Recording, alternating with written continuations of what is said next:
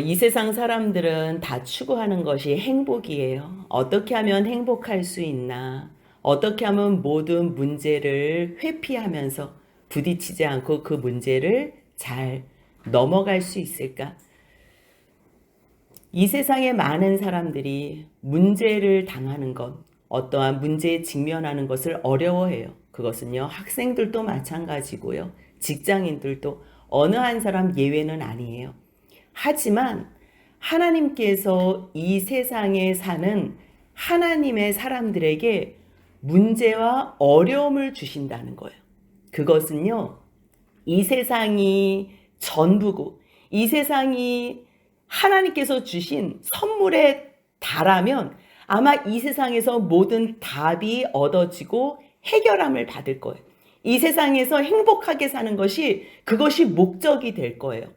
하지만 하나님은 이 세상에 하나님의 백성들을 남겨두신 이유는요, 잠깐의 시간 동안에, 광야와 같은 시간 동안에 살아계신 하나님, 보이지는 않지만 태초부터 말씀하시고, 계속 말씀하시고, 마지막 때도 말씀하시면서 그 말씀이 이루어지시는 것으로 온전하게 하나님의 살아계심을 드러내실 그 하나님께서 하나님의 백성들과 말씀하시면서 교제하며 하나님의 백성들을 거룩하게 초청하는 것이 하나님의 목적이에요.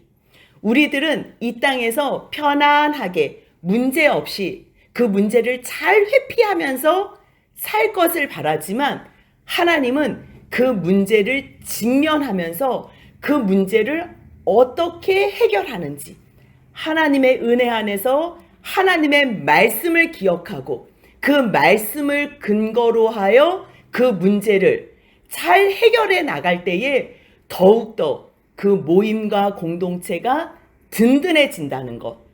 하나님의 백성과 이 땅에 있는 지상교회, 곧 영원한 천상교회의 예표인 지상교회가 든든히 서간다는 것을 하나님께서는 가르쳐 주시길 원해요.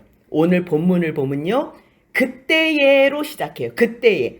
그때는 어떤 때냐면요, 사도들이 잡히고 또 공회 앞에 많은 대제사장들과 공회원들이 다 모여서 베드로와 사도들에게 예수의 이름으로 말하지 말라고, 그리고 그들을 옥에 잡아넣었다가 다시 하나님의 천사로 말미암아 옥에서 나와서 공회원들이 하지 말라는, 예수의 이름으로 가르치지도 말고 증거하지도 말라고 그렇게 말했던 예수님을 성전 앞에 서서 베드로와 사도들이 그 예수의 이름으로 다시 증거하고 복음으로 선포하는 그때에 또 잡히잖아요. 또 잡혀서 너희 이 이름으로 말하지 말라고, 이제는요 채찍질 하면서 예수의 이름으로 말하는 것을 금하고 놓여진 상태예요. 죽이려고 잡았지만 왜 채찍질만 하고 놀 수밖에 없었냐면요, 가말리엘이라는 사람이 있었어요. 그때 율법학자로서 모든 사람들에게 존경받는 사람이에요. 근데 이 사람이 말하기를 자기가 자칭 거짓 그리스도라고 하는 그러한 드다나 유다가 나타났지만 가짜일 때는 이들이 스스로 흩어지기도 하고 스스로 무너지기도 하고 다 패한다. 그런데 예수도 죽었으니 예수가 하나님께로부터 나지 않았으면 예수를 쫓는 사람들도 패하여지고 흩어질 것이고, 만약에 하나님께로서 난 것이라면 너희가 하나님을 대적하는 것이기 때문에 너희들이 이 일을 신중하게 처리해라. 이 말을 듣고요, 그것을 옳게 여겨서 그냥 채찍질하고 보낸 거예요. 이 제자들이 나왔지만 이 사도들은요, 아무리 예수의 이름으로 전하지도 말고 가르치지도 말라 그랬지만요, 5장 41절 42절 한번 같이 읽겠습니다. 사도들은 그 이름을 위하여 능욕받는 일을 합당한 자로 여기심을 기뻐하면서 공회 앞을 떠나니라. 그들이 날마다 성전에 있든지 집에 있든지 예수는 그리스도라고 가르치기와 전도하기를 그치지 아니하니라. 이제는요, 예수의 이름으로 말하면 또 잡히고 죽을 수도 있어요. 지금 이때는요, 예수를 죽인 상태이기 때문에요, 예수 제자들을 죽이는 것, 유대인들과 대제사장들과 장로들이 선동해서 예수의 이단이라고, 지금 이단 취급을 받는 이 예수 증인들은요, 이 사람들을 죽이는 거 그냥 우리가 7장 8장에서 돌로 쳐서 스데반을 죽이는 내용이 나와요. 이 스데반이 죽은 것을요, 합당하게 여기는 사울을 우리가 이제 말씀을 통해서 볼 수 있어요. 회개하라. 너희가 십자가에 못 박은 예수를 하나님께서 살리셨다. 아무리 말해도요, 예수의 이름으로 회개하라고 너희의 주와 그리스도로 세웠다고 말을 해도요, 이 사람들이 듣기 싫어서 귀 막고 돌로 던지면요, 그냥 스데반처럼 죽을 수 있는 상황이에요. 그런데도요, 제자들은 집에 있든지 성전에 있든지 사람들을 만나는 대로 늘 예수가 그리스도입니다. 여러분들이 구약에 하나님께서 약속하시고 주시기로 한 그 메시아가 예수입니다. 그것을 계속적으로 선포하는 거예요. 그러면 생각해 봐요. 지금 가말리엘이 뭐라 그랬어요? 다른 가짜 그리스도들도, 또 그를 섬겼던 쫓던 사람들도 가짜니까 다 흩어지고 그들이 무너지더라. 근데요, 옥에 가둬두고 책짓질하고 협박하고 지금 살기가 등등하고 위험하면 분위기가 어때야 돼요? 말씀이 피폐어지고요, 그리스도의 말씀, 이 복음도요, 무너져야 돼요. 제자들도 두려움으로 흩어져야 돼요. 그런데 6장 1절 보니까 뭐라 그래요? 그때에, 이 핍박이 많은 이때에, 채찍질하며 협박하는 이때에 예수의 이름으로는 이제는 다시 말하지도 말고 가르치지도 말라고 살기가 등등해서 협박하는 이때에, 그런데요, 하나님이 살아계시고 예수 그리스도의 죽으심과 부활하심, 승천하심이 진리고 사실이기 때문에 그때의 제자가 더 많아졌다는 것. 그럼 우리는 와, 하나님의 말씀이 흥황하고 제자들이 많아졌다면, 이거는 그냥 세례받은 교인들이 많아진 정도가 아니에요. 교인이 많아진 정도가 아니고 지금 누가 많아졌다는 거예요? 제자가 많아졌다는 거예요. 제자가 많아졌다는 거는요, 나는 예수님처럼 그 십자가의 길을 가겠습니다. 예수님이 말씀하신 그 복음, 하나님의 나라와 예수를 증거하는 데에 제 목숨을 드리겠습니다.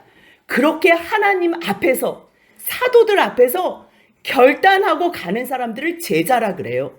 그런데 이 협박과 살기가 등등한 가운데에 제자들이 많아졌다는 거는요, 성령님이 역사하신다는 증거라는 거예요. 살아계신 하나님의 그 말씀이 성령으로 말미암아 한 심령 가운데 선포되기 때문에 하나님에게 관심도 없고 예수가 누군지도 모르고, 아니 50여일 전에는 예수를 십자가에 못 박으라고, 모든 백성들이 예수를 십자가에 못 박으라고 다 소리 질렀던 그 사람들이에요. 그런데 지금 오순절날 제자들이 성령을 받고서 그 사도들이 말씀을 선포하는 것 때문에 3,000명이 회개하고 세례받았지요. 5,000명이 회개하고, 이제는요, 이 두려운 핍박 가운데서도 성령님께서 이 말씀 속에 이 복음 증거할 때 성령이 임했기 때문에요, 제자가 많아진 거예요. 제자는요, 순교를 결단하는 사람이에요. 제자는요, 예수의 증인이 되는 사람만 제자예요. 그 증인이 뭐예요? 마트예요. 성령이 충만하다는 거예요. 그러면 우리는 성령이 충만할 때는 문제가 없을 것 같아요. 그런데요, 제자가 더 많아졌는데 다음에요, 다시 이 초대교회에 문제, 그것도 아주 첫 번째로 큰 문제가 발생했어요. 지난번에 아나니아와 삽비라는요, 자기가 사람들에게 영광받고 인정받고 싶어서요, 거짓으로 땅판 가격에 얼마를 숨기고 얼마를 사도들 앞에, 발 앞에 갖다 놓은 걸로 죽었어요. 그 죽은 일로 교회가 더 든든해졌다 그랬어요. 그건 무슨 말이에요? 하나님께서 은혜 주실 때에, 하나님께서 성령으로 충만하실 때 교회를 하나로 든든히 세워갈 때는요, 은혜와 상관없이 지내는 사람들은요, 하나님께서 때로는 큰 공동체의 유익을 위해서 불순물들을 제거하실 때가 있어요. 그래서 성령으로 충만한데요. 성령이 충만하다고 모든 사람들이 다 성령에 충만한 건 아니에요. 그럴 때에 교회는 나오지만 성령에 충만하지 않은 몇몇 사람들, 이제 그 사람들이 늘 교회 공동체의 문제가 되는 거예요. 그래서 지금 초대교회도 이 교회 공동체에 문제가 발생했는데 어떤 문제냐면요. 헬라파 유대인들이 있고요. 히브리파 유대인들이 있는 거예요. 히브리파 유대인들은 어차피 자기네 땅에 있었던 유대인들이기 때문에 문제가 없어요. 또 그들 가운데 과부가 있으면 누가 과부고 잘 아는 사람들을 잘 도울 수가 있어요. 그런데 문제는 누구냐면요. 헬라파 유대인이에요. 헬라파 유대인은 이스라엘을 떠나서 살다가 어떤 경로로 떠났는지는 모르지만 이 디아스포라로 흩어졌는데 지금 오순절날 이 하나님 앞에 예배드리러 왔다가 말씀으로 은혜를 받은 거예요. 그래서 많은 사람들이 말씀 가운데 같이 교제하고 같이 말씀 나누고 하니까 거기에 이 초대교회의 한 공동체가 됐는데 얼마나 행복하겠어요. 그러니까 특별하게 갈 데도 없으니까 이 공동체가 좋아서 지금 여기에 초대교회 일원으로 같이 교회 공동체 가운데 지내는 거예요. 교제도 하고 말씀도 듣고 밥도 먹고 같이 일상생활을 하는데 문제가 생긴 거예요. 아니 자기네 히브리파 유대인들은 자기네들끼리 어려운 사람들 같이 구제하고 우리가 그러잖아요. 내가 조금 더 아는 사람들은 사도들 이 사람이 조금 불쌍하니까 조금만 챙겨주면 좋겠어요. 그러면 같이 가서 얘기하는데 이 헬라파 사람들은 누가 챙길 사람들이 없는 거예요. 그러니까 자기네들이 같이 섬김은 받아도 저 사람이 10개 먹을 때 나는 7개, 8개밖에 못 먹는 거예요. 근데요. 사람들이 모이는 곳은 늘 말씀 들먹었다고 내가 말씀에 소외됐다고 그것 때문에 싸우는 일은 없어요. 선교를 가도요. 내가 전도를 조금 덜했다. 너는 어떻게 그렇게 많은 사람들을 전도했냐. 그걸로 싸우지 않아요. 선교 가보니까요. 그 선교지에서도 저 사람은 더 먹는데 똑같은 상황에서 저 사람은 왜 새우튀김을 2개를 먹고 나는 왜 하나밖에 못 먹어. 그리고 저 사람은 왜 편안한 침대에서 자. 나는 왜 이렇게 열악한 데서 침대가 없어서 나는 왜 바닥에서 자. 매일요 예수의 이름으로 모이고 선교하는 공동체라 그러고 주님의 일을 위해서 주님의 영광을 위해서 모였다 그래도요. 결국 싸우는 거 보면 다른 걸로 싸우는 게 아니라요. 세상 것 때문에 섭섭해하는 거예요.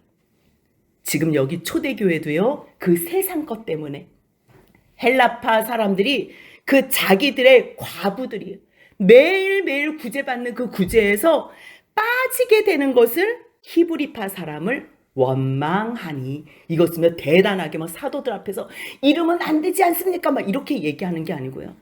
왜 그런데? 왜 그런다는 거야? 투들투들. 아니 왜 나는 왜 하나 쟤는 왜 저렇게 저 사람 아직 먹는 것만 밝힌다니까 저 사람은 자기밖에 몰라 그러면서 계속 돌아다니면서 투덜투덜 되는 거예요. 이것으로 말미암아 교회가 와야 되는 거예요. 우리는 뭐 교회가 와야 되는 게 뭐 큰 문제로 와야 되는 것 같지요? 아니에요. 성령에 충만하지 못한 사람들 정말 은혜 받겠다고 온 사람들이 은혜 받기 전까지 그 시간이 있잖아요. 과정이 그 시간 동안에 혹시나 자기가 섭섭한 일 때문에 서운한 일 때문에 그것으로 투덜투덜 거리고 여기 가서 뒷말하고 저기 가서 욕하고 이런 것 때문에 그것으로 와해가 되는 거예요. 그런데요 12사도들이 이것을 빨리 깨달아 한 거예요. 2절 같이 읽겠습니다. 12사도가 모든 제자를 불러 이르되 우리가 하나님의 말씀을 제쳐놓고 접대를 일삼는 것이 마땅하지 아니하니 12사도가 자기들로만 이 일이 해결되지 않는다는 걸 아는 거예요. 교회는요 늘 같은 공동체로 성령으로 충만한 사람들 제자가 되기로 한 그들과요 의견을 나누고 해결할 수 있는 방안을 마련하는 거예요. 우리도 공동체 가정 공동체나 아니 친구들 2명만 모여도 어디나 사람들이 모인 곳에는요 문제가 있어요. 그런데 그 문제를 우리는 어떻게 하면 빠져나가지? 어떻게 하면 피하지? 어떻게 하면 모른 척하지? 그냥 대충 넘어가지? 세상 사람들은요 문제를 직면하는 것을 두려워해요. 하지만 하나님은요 너희가 문제를 해결해봐. 세상에는 모두가 다 죄인이기 때문에 죄인들이 있는 곳에는 문제가 있을 수밖에 없어. 그런데 그 문제가 있을 때에 당황하지 말고 다시 말씀과 기도로 돌아오면 그것을 해결할 수 있다는 것을 하나님께서는 가르쳐 주길 원하는 거예요. 얼마나 많은 사람들이 모이고 부흥이 되고 집에 있든지 성전에 있든지 말씀 사역을 했지만요. 사람들이 많아지면요. 먹는 게 빠질 수가 없어요. 그러면 이 사도들이 말씀도 전해야지요. 또 먹는 것도 나눠야 되지요. 구제도 나눠야지요. 모든 것도 이 재정적인 것까지도 다 왜 사람들이 다 사도 발 앞에 이 물질을 다 갖다 주니까 사도들이 이 모든 재정을 집행할 수밖에 없는 거예요. 그러니 한 사람이 해야 될 양이라는 게 있잖아요. 말씀을 증거하려면 말씀을 증거하든지 아니면 재정의를 보려면 재정의를 하든지. 근데 지금 사람들이 너무 많아졌기 때문에 이것을 사도 12사도가 감당할 수가 없는 거예요. 그러니까 당연히 문제가 생길 수밖에 없지요. 그런데 이 12사도가요. 이 문제를 직면했을 때에 이 문제가 우리에게서부터 나왔다는 걸 아는 거예요. 자기에게서부터 나왔다는 것을 고백하고 깨달아서 그것을 말하고 잘못을 인정하는 것이 가장 중요해요. 가정에서는요. 아이들이 잘못된 거요. 거의 부모들이 잘못한 거예요. 부모님들이 잘못했을 때 무엇이 잘못했냐면요. 하나님 앞에서 본인들이 예배자로 서지 않았기 때문에. 하나님은요. 이 땅에서 예배자로 우리를 부르시는데 그냥 이 세상에서 잘 먹고 잘 살고 큰 문제 없으니까 그냥 교회는 교인으로 편하게 살기 위해서 출석하러 다니는 거지. 예배자? 내가 하나님을 사랑하는지, 제자가 뭔지, 그리스도인이 뭔지 알지도 못하고 사는 거예요. 그러니까 하나님께서요. 나는 너를 예배자로 세우고 싶어. 나는 너가 이 땅에서 예배자로서 그래서 제자의 삶을 살길 원해. 그래서 예배자로 부르시는 거예요. 근데 아무리 예배자로 부르고 싶어도요. 문제를 당하지 않으면 하나님 앞에 기도하지도 않고 예배도 나오질 않아요. 그래서 제일 사랑하는 자녀들을 침으로 말미암아 문제를 발생시키세요. 그런데 그 문제가 생겼다고 나 이 문제 내가 세상 방법으로 상담소 찾아가고 병원 찾아가면서 뭐 신경 안정제 먹이고 그런 걸로 해결이 될 것 같아요? 세상 사람들은 말씀을 모르기 때문에 그것으로 해결되는 줄 알아요. 그걸로 해결되는 게 아니에요. 하나님은요. 나는 너를 예배자로 세우길 원한다. 너가 예배자로 선 후에 이것이 얼마나 행복한 일이고 얼마나 복된 일인 줄 알 때에 이제는 너가 그 좋은 것을 자녀들에게 진심으로 가르쳐줘서 자녀들도 예배자로 세우기를 원한다. 하나님은 지금 그것을 기뻐하시는 거예요. 교회에 문제가 있다는 것이 제시되면요. 제일 먼저 거기에 말씀 사역자들이 그 책임을 감당해야 돼요. 물론 7장에 보면 아무리 스데반이 성령에 충만해도 들을 상태가 안 돼 있는 사람들이 문제일 때도 있어요. 하지만 교회의 대부분의 문제는요. 하나님의 그 크신 사랑을 선포해야 되고 복음을 선포해야 될 목회자들이 하나님 앞에 서지 않으면 바르게 서지 않으면요. 성도들은 문제가 터질 수밖에 없는 거예요. 지금 왜 헬라파 유대인들이 왜 이 문제를 제기해요? 2절에 나온 거예요. 문제가 우리에게 있다는 거예요. 우리가 하나님의 말씀을 제쳐놓고 접대를 일삼았다는 거예요. 이 접대를 일삼는다는 게 뭐예요? 이거를 섬기는 거예요. 디아코네인이라고요. 앞에서도 구제라는 단어가요. 디아코니아예요. 디아코니아. 그리고요 또 4절에서 오로지 기도하는 일과 말씀 사역. 여기서도 사역이요. 디아코니아예요. 다 이게 섬기는 일. 이 디아코니아가 뭐냐면요. 식탁에 섬김이에요. 식탁에 섬김. 우리가요 말씀을 섬기지만요. 이 말씀을 어떻게 섬기냐면요. 엄마가 사랑하는 자녀들을 육적으로 잘 양육시키기 위해서 그 맛있는 음식을 정성껏 해서 먹이는 것 같이 영적인 말씀, 이 영적인 하나님의 살아계신 말씀도 영적으로 자라나게 하기 위해서 정성을 다해서 식탁의 섬김처럼 그렇게 섬긴다는 것. 그런데요, 이 접대를, 이거는 지금 말씀의 접대가 아니고요, 이 물질적인 접대를 하는 것을 너무 치우쳤다는 것. 자기들의 잘못이 무엇인지 먼저 깨닫고요, 사도들이요, 제자들을 불러서 기도하는 일과 말씀 사역에 힘쓰리라 하니, 말씀과 기도를 놓치지 않고 붙잡을 때에만 교회는 말씀 위에 예수 안에서 든든히 서갈 수 있는 거예요. 다른 것도 중요해요. 식탁의 교제도 중요해요. 성도의 교제도 중요해요. 먹는 거 너무 중요해요. 예수님도 늘 같이 교제하시면서 먹고 떡을 떼시고 잔을 나누셨어요. 하지만 말씀이 빠진 교제나 말씀이 빠진 전도나 말씀이 빠진 모든 섬김과 봉사는요, 삼천포로 빠지는 거고요, 세상 방법으로 빠진다는 거예요. 그래서 이 위기에 하나님께서는요, 문제를 일으키심으로 말미암아 교회를 더 든든히 세워나갔다는 거예요. 그래서요, 사도들이 뭐라 그러냐면 형제들아, 지금 문제를 제기하는 사람들에게 형제들아 그렇게 말을 해요. 너희 가운데서 성령과 지혜가 충만하여 칭찬받는 사람 7을 택하라는 거예요. 우리가 그 일을 그들에게 7사람들이 뽑히면 그들에게 맡기고 우리는 오로지 기도하는 일과 말씀 사역에 힘쓰리라 하니, 우리가 다시 우리의 본분을 다시 회복하겠다는 거예요. 그런데 여기서요, 성령과 지혜가 충만하여, 성령이 충만해야 돼요. 교회의 일은요, 성령이 없으면 감당할 수가 없어요. 세상의 일은요, 똑똑해도 할 수 있어요. 예뻐도 할 수 있고요, 돈 많아도 할 수 있어요. 세상 일은 그래요. 하지만요, 교회의 일, 생명을 하나님 앞에 예배자로 세우는 일에는요, 성령으로 충만하지 않으면 하나님의 일에는 할 수 없어요. 그렇다면 성령에 충만한 사람은 일단 자기가 죄인이라는 걸 고백하는 사람이에요. 예수 외에는 어떠한 것으로 의가 드러나지 않는다는 것을 아는 사람이에요.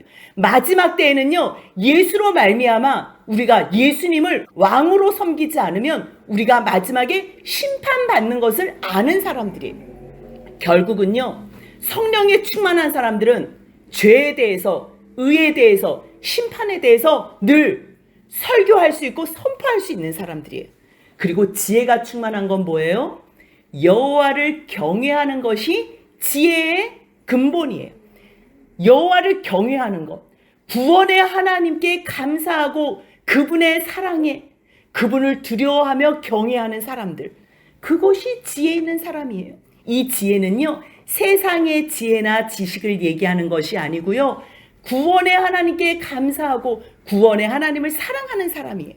그런데요, 성령과 지혜가 충만할 뿐만 아니고요, 칭찬받는 사람이래요. 이 칭찬받는다는 단어가요, 마르티루메누스라는 말이에요. 이게 마트라는 거 있죠. 제가 증인, 사도행전 1장 8절에서 너희가 나의 증인이 되리라 했을 때 그 증인이 마트거든요. 이것이 뭐냐면요, 예수를 증거하다가 순교까지 하는 사람, 이게 순교라는 뜻이 있는 거예요. 그렇다면 칭찬받는 사람, 이 칭찬받는 사람은요, 예수로 충만해서 예수의 증인으로, 예수 이름으로 순교까지도 해. 저 사람은 어디 가나 예수의 증인이야. 이런 사람들이 칭찬받는 거예요. 요즘은 교회에서 어떤 사람들이 칭찬받아요? 헌금 많이 하는 사람, 아니면 밥 잘 사는 사람, 아니면 성격 좋은 사람, 아니면 두루두루 친목을 도모하는 사람, 이러한 사람들이 칭찬받아요. 근데 진정한 교회에서 칭찬받는 사람은요, 예수 증거하다가 욕도 먹고 핍박도 받고 예수 증거하다가 순교까지도 죽음을, 생명을 담보로 하는 사람만 칭찬받는 것이, 이것이 교회에 칭찬받는 사람이라는 거예요. 그래서 결국은요, 5절 보니까요, 온 무리가 이 말을 기뻐했어요. 정말 그렇구나. 돈은요, 하나님 앞에 감사함으로 드리는 것이고요, 자기의 받은 달란트는 그때그때마다 하나님 앞에서 온 마음으로 봉사하며 자기를 드리는 거지, 먼저는요, 성령에 충만해야 돼요. 성령에 충만하지 않은 사람은요, 섬기다가 누가 알아주지 않잖아요. 그러면 또 궁시렁궁시렁하고 또 불평하고 누구 욕하고 다니고 험담하러 다녀요. 그렇기 때문에 교회에서는 첫 번째로 성령에 충만하면 돼요. 성령에 충만하면요, 지혜는 저절로 있게 되고요, 성령에 충만한 사람은요, 자기를 증거하지 않아요. 자기의 어떠함, 자기의 어떠한 자기의 무슨 자랑, 세상의 스펙, 저 사람 괜찮다 그래서 막 섬겨가지고 봤더니 결국은 자기 드러내려고 자기 영광 위해서 나대는 사람들 있지요. 교회에는 그런 사람들 하나님 앞에서 바르지 않은 그 사람은요 연약한 사람이에요. 그 사람들은 다시 섬겨서 하나님의 말씀 앞에 세워줘야 될 사람이에요. 그런 사람들이 일꾼이 되면 안 돼요. 그런데 성령과 지혜가 충만하여 칭찬받는 사람 7을 택하라는 거예요. 우리가 그 일을 그들에게 7 사람들이 뽑히면 그들에게 맡기고 우리는 오로지 기도하는 일과 말씀 사역에 힘쓰리라 하니 우리가 다시 우리의 본분을 다시 회복하겠다는 거예요. 그렇게 사도들이 말하는 거 보니 정말 너무 좋은 거예요. 그래서요 믿음과 성령이 충만한 스데반을 첫 번째로 7명 중에요 스데반을 지목하는데요. 스데반을 뭐라고 표현해요? 믿음과 성령이 충만한 사람이라고 표현해요. 그렇지요. 성령이 충만하니 믿음이 충만할 수밖에 없어요. 그리고 빌립, 브로고로, 니가노르와 디몬과 바메나와 유대교에 입교한 안디옥 사람 니골라 총 7명을 뽑아요. 근데 여기에요 집사라는 단어가 없어요. 집사라는 단어는 디아코노스라는 단어를 쓰는데요. 집사라는 단어가 아니라 그냥 섬기는 사역자를 뽑는 거예요. 그런데 결국 교회에서 사역자는 섬기는 자기 때문에 뭐 7 집사라고 말해도 무리는 없지만 그래도 여기서는 특별히 디모데서에서 나온 집사라는 단어하고는 달라요. 사도행전 21장 8절에 보면요. 전도자 빌립에 대해서 7 집사 중에 빌립을 얘기하는데 그거를 집사라고 한 것뿐이지요. 거기도요. 디아코노스라는 단어를 사용하지 않는다는 거는 그렇게 우리가 이해하면 돼요. 이 사람들은요. 사역자로 사도들을 돕는 사역자로 세움을 받아요. 논의해서 7을 택하지만요. 6절 같이 한번 읽습니다. 사도들 앞에 세우니 사도들이 기도하고 그들에게 안수하니라. 사람들이 뽑아서 세우지만요. 사도들이 세우고요. 안수를 하나님의 교회 질서대로 사도들에 의해서 세워진다는 것. 그런데요. 이러한 문제가 있으면 우리는 문제가 있을 때마다 이 문제를 어떻게 해결하지? 문제 해결도 어렵지만요. 하나님의 방법으로 문제를 해결하면 그 결론은 어떤가? 교회가 거룩하고 교회가 세상과 다른 이유는요. 교회의 모든 일어난 일, 성도들 간에 일어난 일, 성도들 가족 간에 일어난 모든 일을요. 세상 방법으로 해결하는 게 아니라는 거예요. 세상 방법으로 가면요. 그것은 답이 없어요. 먼저 하나님 말씀 앞에 말씀과 기도 앞에 세워질 때 온전하게 회복되는데 어느 정도 회복되는지요? 7절 한번 같이 읽습니다. 하나님의 말씀이 점점 왕성하여 예루살렘에 있는 제자의 수가 더 힘이 많아지고 허다한 제사장의 무리도 이 도에 복종하니라. 하나님의 말씀이 점점 왕성해진대요. 예수의 이름으로 말하지도 말고 전하지도 말라고 가르치지도 말라 그러는데요. 지금 이 말씀이 흥왕해져요. 하나님의 말씀이 더 왕성하여 예루살렘에 있는 제자의 수가 많아진다는 거예요. 이게 중요해요. 교회가요 1000명, 10,000명 모이는 교회도 있어요. 너무 중요하죠. 모이는 것이 일단 모여야지 말씀을 들을 수 있으니까 너무 중요해요. 근데 그것이 다가 아니라는 걸 알아야 돼요. 교회는요. 교인 수가 중요한 것이 아니고요. 제자가 중요해요. 교회를 나와도요. 내가 교회에 출석하는 교인이 되면 안 되고요. 하나님의 말씀을 듣고 성령으로 충만하여 그리스도를 쫓는 그리스도인이 되어야 되고요. 예수를 쫓는 제자가 되어야 되는 거예요. 그런데요. 오늘 이 7절 말씀 문제가 있었을 때 문제를 하나님 앞에서 말씀으로 해결하고 기도로 해결했더니 그 결과가요. 그 말씀이 하나님의 말씀이 더욱더 왕성해졌고요. 예루살렘에 있는 제자의 수가요. 더 힘이 많아졌다는 거예요. 더 힘이 이게 지금 최고치의 표현이에요. 그런데요. 거기에 누가 포함이 됐냐면요. 놀라운 대상이 써 있는데요. 제사장의 무리, 제사장 한두 명이 아니에요. 제사장의 무리도 이 도에 복종하는데요. 그냥 제사장의 한두 명이 아니고 그 앞에 뭐라고 써 있어요? 허다한 제사장. 그런데요. 잠깐 4장 1절 보면요. 사도들이 백성에게 말할 때에 제사장들과 성전 맡은 자와 사두개인들이 이르러 예수 안에 죽은 자의 부활이 있다고 백성들에게 가르치고 전함을 싫어하여, 그래서 제사장들이 이때 많았던 거예요. 이 사람들이 그렇게 싫어해서 베드로를 핍박하고 또 잡아서 죽이라고 그 말했던 사람들, 그뿐만 아니에요. 5장 17절을 보니까요, 대제사장들과 그와 함께 있는 사람, 즉 사두개인의 당파가 다 마음의 시기가 가득하여 일어나서 사도들을 잡아서 또 옥에 가뒀거든요. 가둬도 또 말씀을 증거하고 또 말씀을 증거하고, 너희 예수 이름으로 말하지도 말고 가르치지도 마. 다음에 너 한 번만 더 가르치면 너희 정말 죽는다. 협박해서 보내도 또 가르치고 또 가르치니까요. 지금 제자의 수가 더 심히 많아질 뿐만 아니고요, 허다한 제사장의 무리가 이 도에 복종한다. 유대인이 지금요 개종했다는 거예요. 유대인이. 이건 지금 무슨 말이냐면요, 왜 유대인이 말씀을 듣기에 왜 좋은 줄 아세요? 왜 바울도 왜 회당에 가서 말씀을 전하고, 이제 8절 이후에 보면 스데반도 회당에 가서 말씀을 전하다가 이렇게 돌 맞아서 죽거든요. 왜 회당에 가서 전하냐면요, 구약의 그 말씀, 하나님께서 주시겠다고 보내주시겠다고 했던 그 메시아가 기름 부음 받은 자거든요. 그게 히브리어로 메시아고요, 헬라어로 그리스도예요. 그 그리스도가 예수라는 거예요.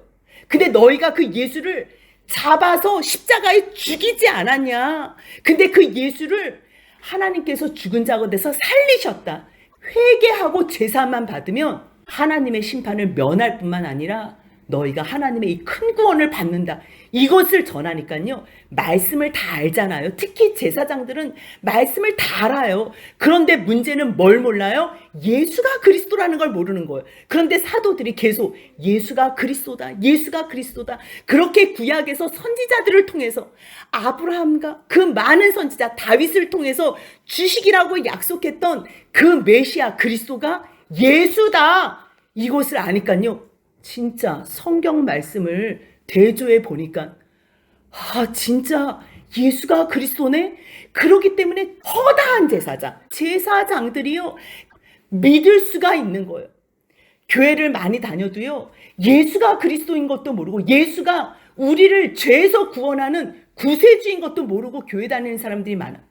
뭐야, 예수 믿으면 이 세상에서 복 받는데, 잘 먹고 잘 산대, 만사 형통된대, 세상의 문제 다 해결해 주신대. 그렇게 아는 사람들은요, 이거는요 우상 섬기나 미신 섬기나 똑같은 거예요.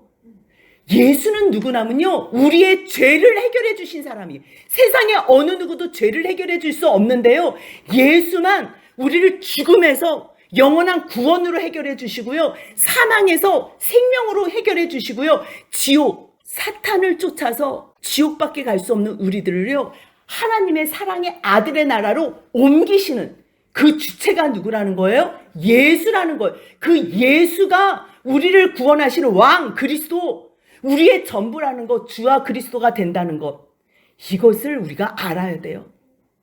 교회는 수십 년을 다녀요. 근데 예수를 왜 믿는지 몰라요. 여러분들, 예수는요 우리가 사망해서 우리를 부활하시기 위해서 믿는 거고요, 우리가 영원히 죽을 수밖에 없는 죄인인데, 거룩하신 하나님 앞에 갈 수 없는 죄인인데요, 우리를 예수로 말미암아 죄를 용서해 주시고 예수의 부활로 인해서 우리를 의롭다 하시고, 그래서 우리를요 하나님 앞에 세우기 위해서 우리가 예수를 믿는 거예요. 예수는 우리가 이 세상에서 잘 먹고 잘 살기 위해서 믿는 게 아니고요, 우리의 죄를 용서함 받고 죄를 해결해주고 예수의 부활로 우리를 예수의 의의 옷으로 덧입혀서 거룩하신 하나님 앞에 세우기 위해서 우리가 예수를 믿는다는 것. 오늘도 제가 여기에서 여러분들에게 말씀을 선포하고 설교하는 이유는요, 다른 것이 아니에요. 여러분들의 문제, 그 죄 때문에 고통 가운데 있는 이 모든 문제는 예수로 말미암아 해결한다는 것. 그렇기 때문에 여러분들이 어떠한 어려움을 당하셨든지, 어떠한 해결되지 않는 문제가 있다면요, 다시 말씀과 기도 앞으로 오셔야지만, 우리가 먼저 예배자가 되어야지만 아이들도 살 수 있고 아내도 남편도 살릴 수 있고 내 주위의 모든 사람들을 살릴 수 있다는 거 기억하시며, 오직 기도하는 일과 말씀 사역에 힘쓰겠다고 고백하며 예배자로 나아가는 저와 여러분들의 복된 삶이 되시길 주님의 이름으로 소원합니다. 아멘. 이 세상 사람들은 다 추구하는 것이 행복이에요. 어떻게 하면 행복할 수 있나? 어떻게 하면 모든 문제를